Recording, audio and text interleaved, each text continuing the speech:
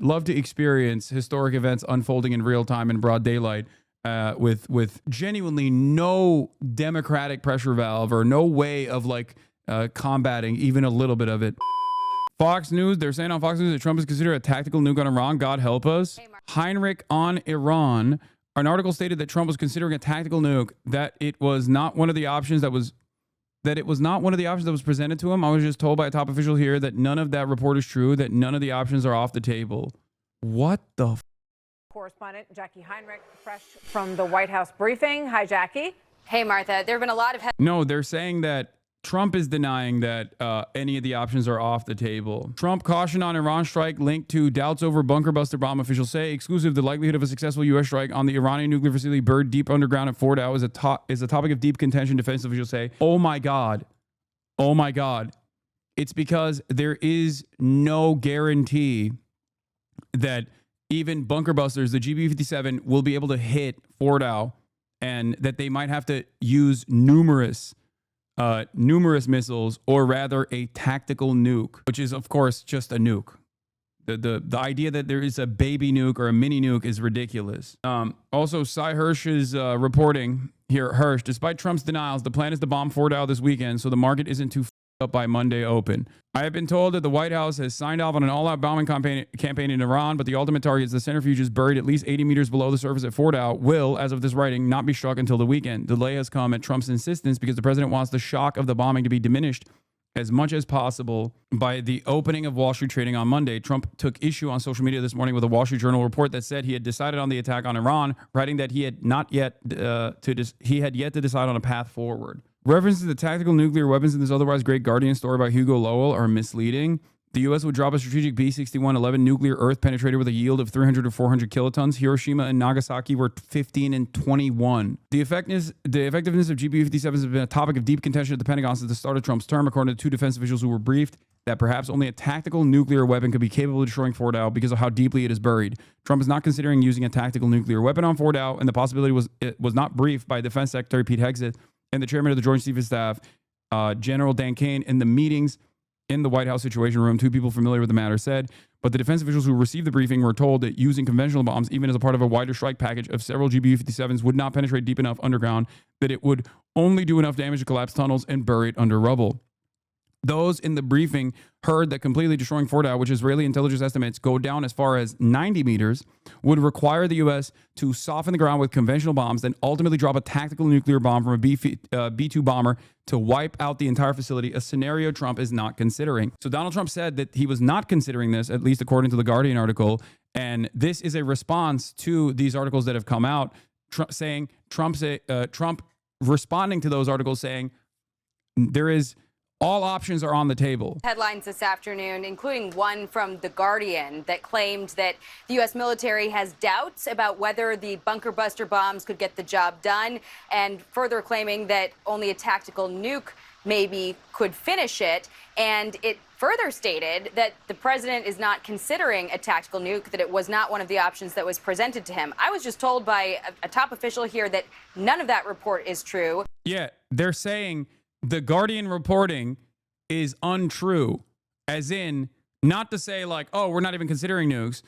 They're saying the Guardian reporting is untrue because we are considering everything, including nukes. That none of the options are off the table, and the U.S. military is very confident that bunker busters could get the job done. We're an insane country. We're an insane country. We are literally a stain on the earth, okay? I have repeatedly said over and over again, America is the only nation on the planet that has deployed atom bombs on a civilian population in combat. Okay? Whenever people say this country can't get a nuke, they're too dangerous. North Korea, Libya, and now Iran. I always laugh at this statement because we are the only country that have actually been insane enough to deploy nukes with our endless arrogance and our careless nature for human life. The assumption that no one else will be able to gain this technology to show the rest of the world what kind of violence, immediate violence, we are capable of. We did that not as a way to stop Japan, okay? There was a diplomatic solution on the table. We did that as a way to show our next in line enemies, the USSR and everyone else around the world, what we were capable of, with the assumption that no one else would ever be able to have access to this technology, and that our tech superiority would allow us to be the domineering force on the planet. And look where we are now. No, this is the wrong take. This is incorrect. Are you of the mindset that Japan was never going to surrender unless it was forced to surrender with not one but two atom bombs? Is that the assessment, or are you gonna say, well, the nukes are a much better option than firebombing all of the crowded cities? Is that what you're gonna say? Because those are the two arguments. Or my favorite one is, Japan was never actually going to surrender, at least the emperor, right? We allowed the emperor to remain. So I guess that was that consideration was no longer an issue after we deployed the atom bombs. We used the bombs because Truman and Brass did not understand what nukes were. Okay, fair. Wait, what? They thought they were bigger bombs? I've never heard this one before, but that's cool. At least it's a unique perspective. As in, like, they were bigger than the actual nukes that were deployed, or they just thought they were just like bombs, but kind of larger. Scientists and people closer to the project knew the bombs were new, but no one really knew what nukes were. I thought that they were briefed. Also, that doesn't make sense. Why did they hit the second one 2 days later? They tested them, first and foremost. And secondly, that doesn't make sense. Why'd they hit twice? Was the first one not enough? Anyway, this is crazy. They don't got internet. I mean, they literally didn't. They don't have internet back then. Done at Fordo. The president is giving... Peaceful dove, by the way. Not that this matters. Obviously, the hypocrisy does not matter at all. This is a report on what is most likely to happen in Iran as early as this weekend, according to Israeli insiders and American officials I've relied upon for decades. Okay? Sai is deeply embedded in Washington, D.C.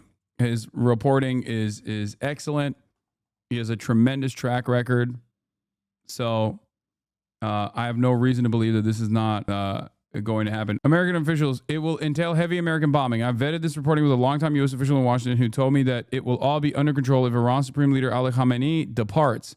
Just how that might happen, short of his assassination, is not known. There's been a great deal of talk about American firepower on targets inside Iran, but little practical thinking, as far as I can tell, about how to remove a revered religious leader with enormous following.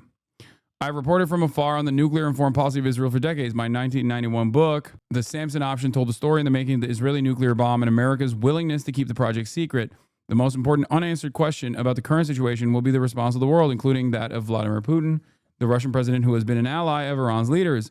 The United States remains Israel's most important ally, although many here and around the world abhor Israel's continuous murderous war in Gaza. The Trump administration is in full support of Israel's current plan to rid Iran of any trace of a nuclear weapons program, while hoping the Ayatollah-led government in Tehran will be overthrown. Okay, we found a way to bypass the paywall. Basically summarizes the Substack post. A major U.S. bombing campaign against Iran is expected to begin as early as this weekend, according to his trusted Israeli and American sources. Approved by the Trump administration, the strikes will focus on key military and nuclear infrastructure, including the fortified Fordow facility, while Iran's most advanced centrifuges are located deep underground. The delay in timing, Hersh reports, is due to Trump's desire to avoid disrupting U.S. markets when trading opens Monday. The operation goes beyond targeting Iran's nuclear capabilities. It aims to destabilize the country's leadership. U.S. and Israeli planners are counting on the internal unrest to break out, hoping that strikes on military bases, police stations, and administrative centers will incite broader opposition. Hersh says there are even unconfirmed reports that Ayatollah Khamenei may have left Tehran. While some in Washington favor installing a moderate religious figure to lead the country in a transitional phase, Israeli officials reportedly reject this, pushing instead for full political control through a loyal replacement. These internal disagreements reflect a deeper divide over what post-strike Iran looks like. Intelligence circles are also looking to Iran's ethnic minorities, particularly Azeris with alleged CIA ties, as potential tools to spark wider dissent. Iran has a shit ton of different ethnicities.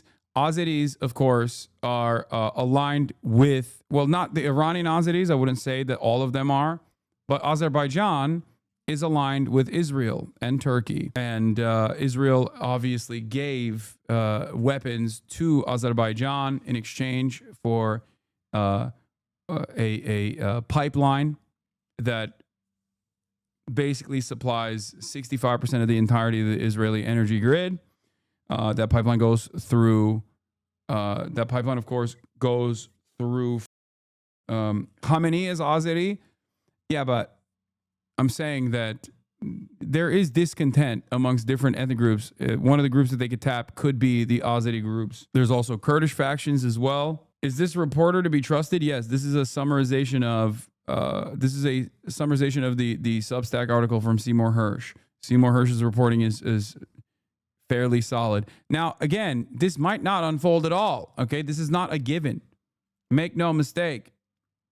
This is not a given. The plan, according to Hersh, bears resemblance to the previous Western interventions in Libya and Syria, where external pressure led to long-term instability and suffering. The attack on Iran, he warns, could have similar consequences, potentially fragmenting the country and inflaming the region, all while being driven by Netanyahu's strategic aims and Trump's desire for a major geopolitical win. You have Armenia, I guess, as like a kind of ally to Iran. But Russia has already dropped Armenia, as you guys know. And you have Azerbaijan as an ally to Israel as far as like regional allegiances goes, and Armenia's capabilities of like defending or aiding Iran are nothing.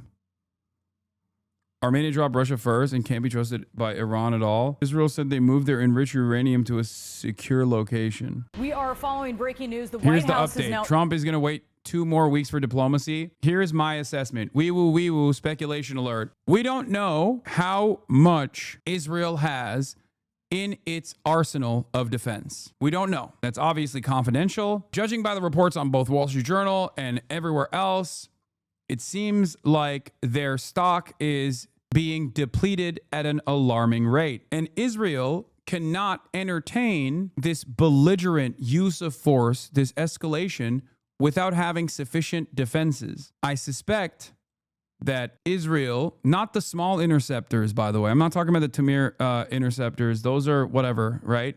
Those are not capable of hitting the big ballistic missiles that are doing the actual damage. Based on all of the information that I've read on Israeli stockpiles and judging by all of the analysis we've seen so far, as far as like the anti-missile defense systems, oftentimes failing to intercept the actual big ballistic missiles, with a bunch of successful strikes on Tel Aviv and all around the Israeli nation state, including the direct impact sites that we don't get to see on military sites, like in the Negev desert and things like that. I suspect that the Israeli defense capabilities are not designed to withstand unlimited attacks for an extended period of time from a country that is lobbing ballistic missiles. Okay? Washington Post has reported on the stockpiles as well. Will Israel's interceptors outlast Iran's missiles? The answer may shape the war.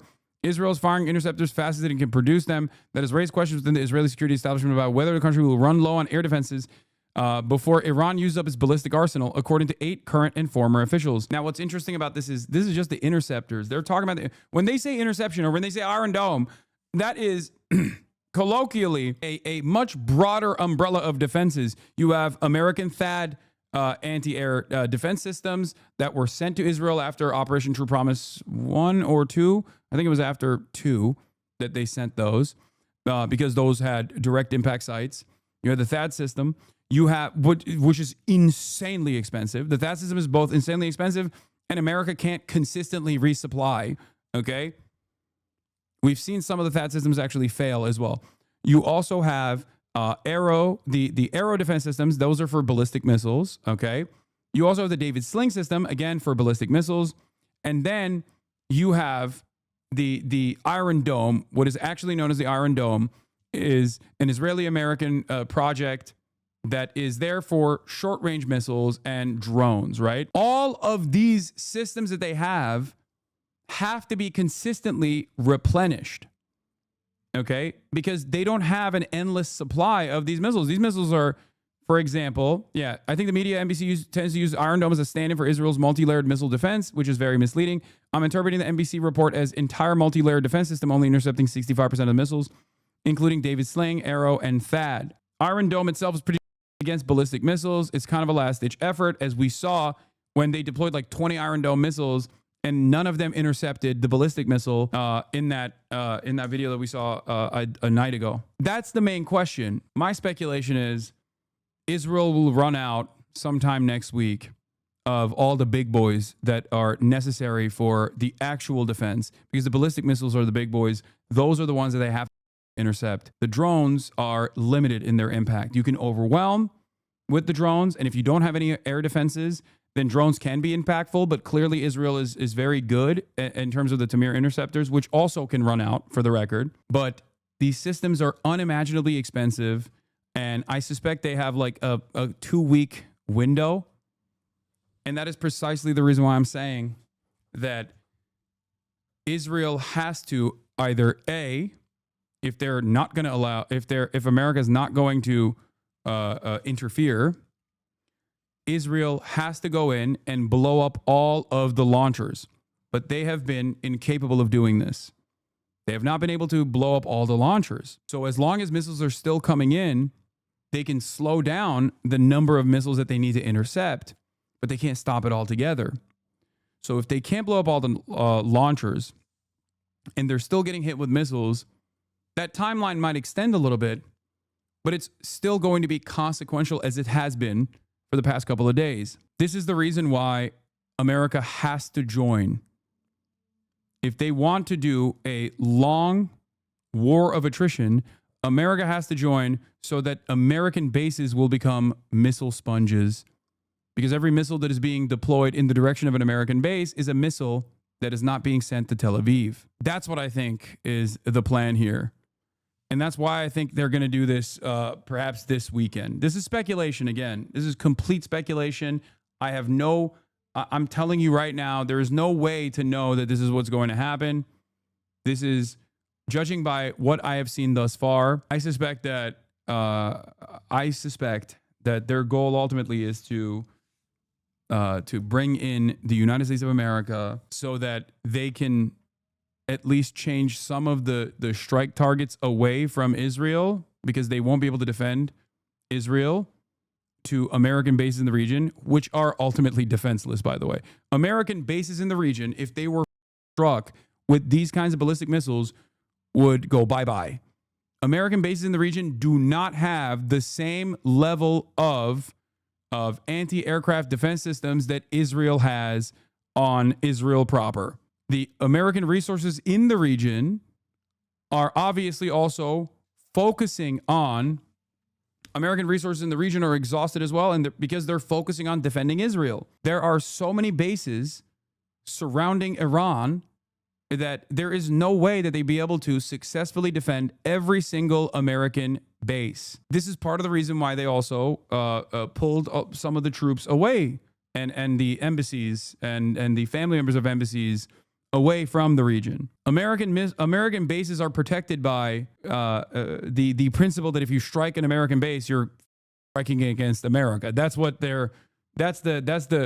the underlying principle that protects these bases more so than anti-aircraft anti-missile defense systems. Okay, they're protected by the fact that they're aircraft carriers in the region, right?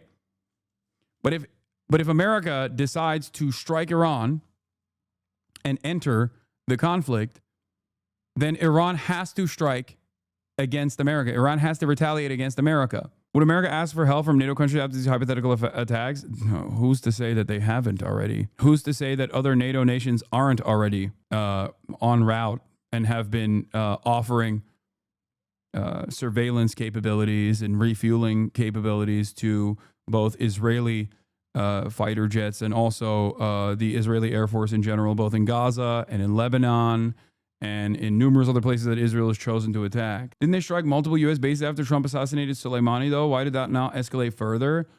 Because the impact was severely limited. That's why. Ironically enough, this is the reason why this is how I think they're going to get Trump to do this. I think people in Trump's ear right now are pointing to how he was so brave and bold for assassinating Qasem Soleimani, which was a severe escalation from the American side, and how limited the Iranian retaliation was in response to the assassination of a high-ranking and very, very famous IRGC leader. If I were to be in Trump's ear and I was like this bloodthirsty ultra Zionist, I would tell him, Mr. Trump, this is called peace through strength. This perfectly is within the confines of what you said you wanted to do. You have said time and time again you don't want Iran to have a nuke, and you don't want Iran to be a destabilizing force in the region any longer. This will be perfect for your legacy, and it will be super easy to do. Okay? We have the biggest military on the planet, and look at how the Iranians failed to retaliate in kind when you assassinated Qasem Soleimani. I suspect people in Trump's ear are telling him this, okay?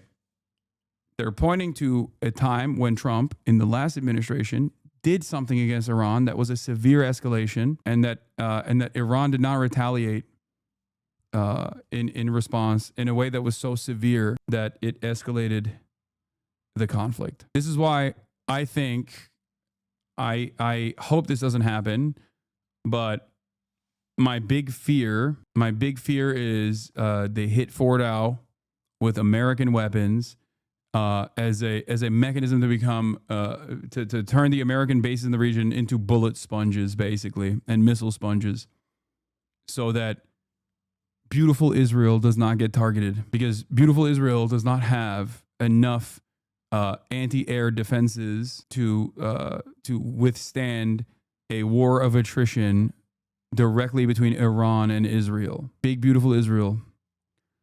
So when Trump says 2 more weeks for diplomacy, I don't know if that's the case. Oh, yeah, by the way, there's a standoff taking place right now. Dodgers and the Department of Homeland Security are at odds over agents' presence at stadium grounds amid tensions in Los Angeles over ice raids. Chaos unfolding all around the planet. What is Donald Trump doing? I don't know. Escalating towards nuclear annihilation. Fantastic stuff. Fantastic.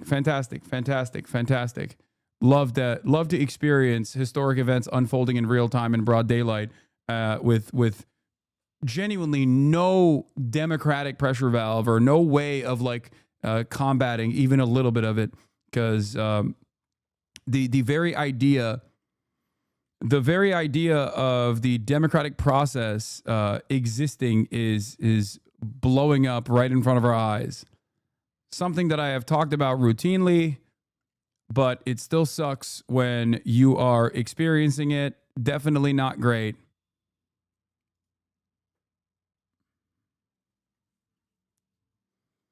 Dodgers claim they did not allow ICE to use their parking lot, but I've seen conflicting reports.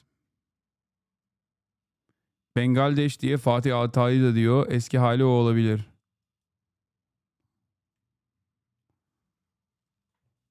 Ben yaşlıyım. 33 yaşında adamım. Ondan belki.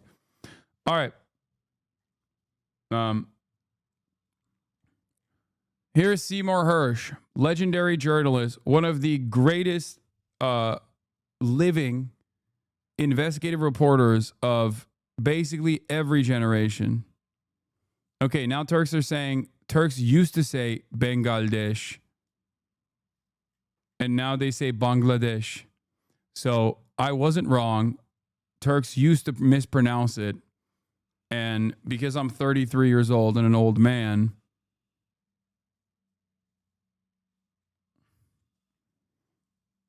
anyway, this is completely irrelevant to the main point of contention here. Let's get to Seymour Hersh's reporting on this. As you guys know, Seymour Hersh had a fantastic reporting on the Nord Stream pipeline at a time when the media was just fully invested in the narrative that the pipeline was actually exploded by Russia itself, which was really fucking stupid, and yet they still tried to go along with this narrative. Seymour Hersh, on the other hand, had reporting that the CIA was involved in it, if not directly caused this attack.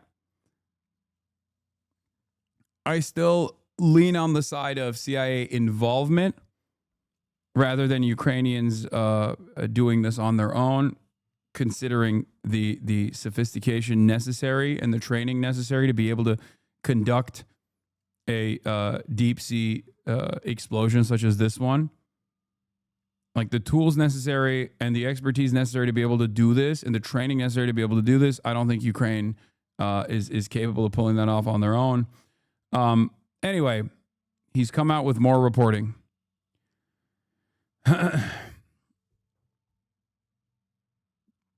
Of course, before that, he exposed the My Lai massacre in Vietnam, the torture at Abu Ghraib, and he is, a very famous reporter for that. And mainstream resources never actually, they never forgave him for that. Okay. As someone who scuba dives a lot, it's fairly easy to strap explosives to a pipe. Please stop. Please. The idea that you are going to be able to successfully blow up a fucking pipeline 75 meters underwater in hostile territory without getting caught or without actually blowing yourself up on accident, like, because you have to be able to successfully implement this, and therefore you have to consistently fucking train for this sort of thing. You are not Tom Cruise, man.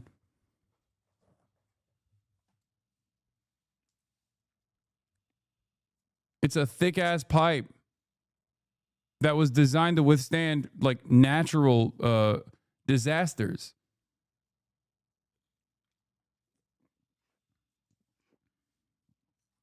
Anyway,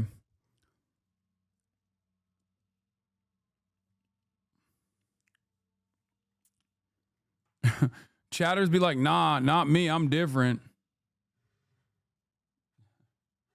Nah, dude. I'm fucking Tom Cruise, brother. Fuck you mean?